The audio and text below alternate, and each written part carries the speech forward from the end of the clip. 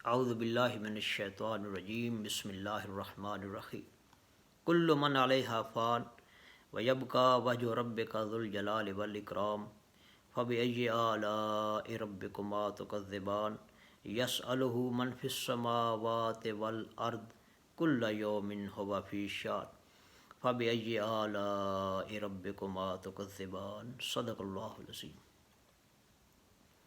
رب اشرح لی صدری ویسر لی امری واحلل عقدۃ من لسانی یفقہوا قولی۔ اس سے پہلے ہم اس سورہ مبارکہ کی 25 آیات کا مطالعہ کر چکے ہیں۔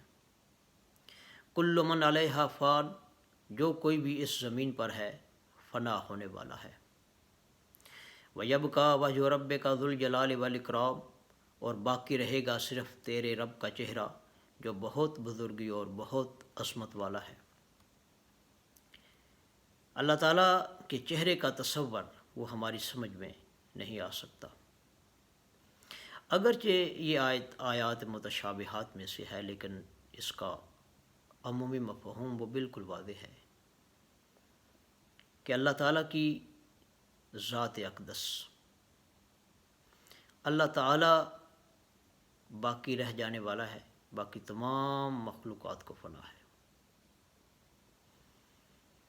پوری کائنات کے اندر کوئی ایک ایسا زندہ وجود نہیں ہو جو اپنے بل بوتے پر قائم ہو۔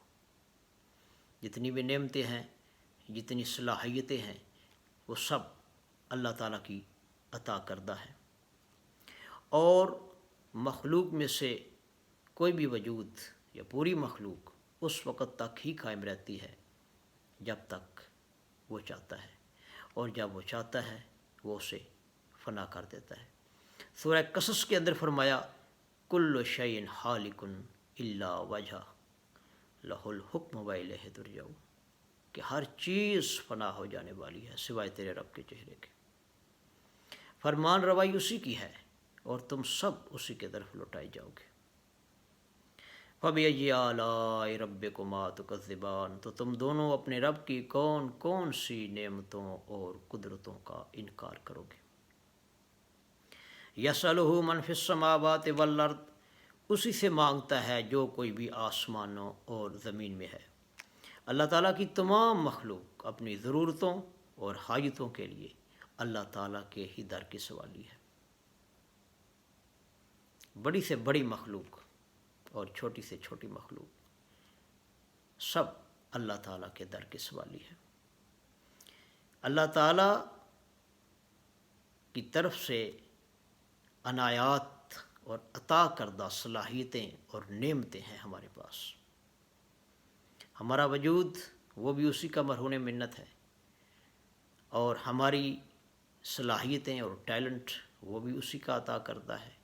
کوئی ایک بھی ایسی چیز نہیں ہے جس سے متعلق ہم کہہ سکیں کہ ہمارے وجود کے اندر یا ہماری صلاحیتوں سے متعلق کہ یہ بلٹ ان ہے آٹومیٹیکلی، نہیں، یہ بلٹ ان ہے لیکن یہ اللہ کی طرف سے ہے، یہ انسٹالڈ ہے، اللہ کی طرف سے انسٹالڈ ہے۔ ہمارے پاس جتنی بھی صلاحیتیں ہیں، نعمتیں ہیں، یہ اللہ تعالیٰ کی عطا کردہ ہیں، اور وہ اپنی تمام مخلوقات میں سے ہر فرد کی خبر گیری کرنے والا اور نگہبان ہے۔ اور فرمایا سورہ محمد کے اندر واللہ الغنی وانتم الفقراء، اللہ تعالیٰ غنی اور بے نیاز ہے اور تم سب اس کے محتاج ہو۔ ہم تو اس کے در کے سوالی ہیں، ہم تو رب تعالیٰ کے محتاج ہیں اور وہ غنی ہے۔ ہم اس سے مانگتے ہیں، اس کے در کے ادنا سے غلام ہیں، فقیر ہیں، اور وہ ہمارا حاجت روا اور مشکل کشا ہے۔ اور فرمایا وَلَا يُحِيطُونَ بِشَيْءٍ مِّنْ عِلْمِهِ إِلَّا بِمَا شَاءَ، ہم تو کوئی کسی علم تک بھی رسائی اس وقت تک حاصل نہیں کر سکتے جتنا وہ نہ چاہے، جب تک جتنا رب چاہے گا علم کے اندر بھی ہماری رسائی اتنی ہو سکتی ہے۔ کل یوم ہو فی شان ہر دن وہ ایک نئی شان میں ہے، ہر دن اس کی ایک نئی شان کا ظہور ہوتا ہے۔ کسی کو بیٹے دیتا ہے، کسی کو بیٹیاں، کسی کو ملا کر دیتا ہے، کسی کو کچھ بھی نہیں دیتا، کسی کو عزت دیتا ہے، کسی کو ذلت دیتا ہے، کیونکہ ساری خیر تو اس کے ہاتھ میں ہے۔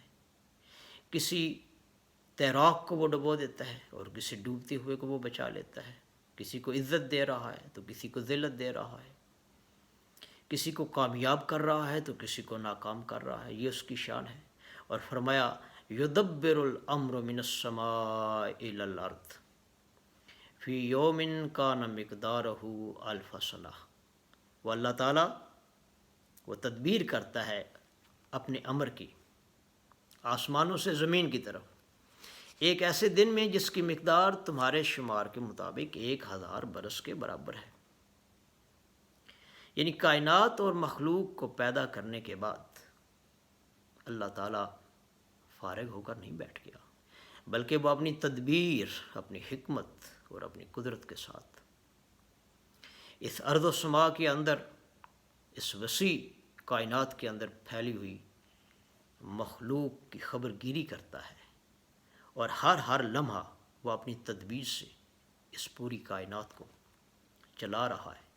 اور اس کی یہ تدبیر ایک ایسے دن کے اندر ہوتی ہے جس کا شمار ہمارے ہاں 1000 برس کے برابر ہے۔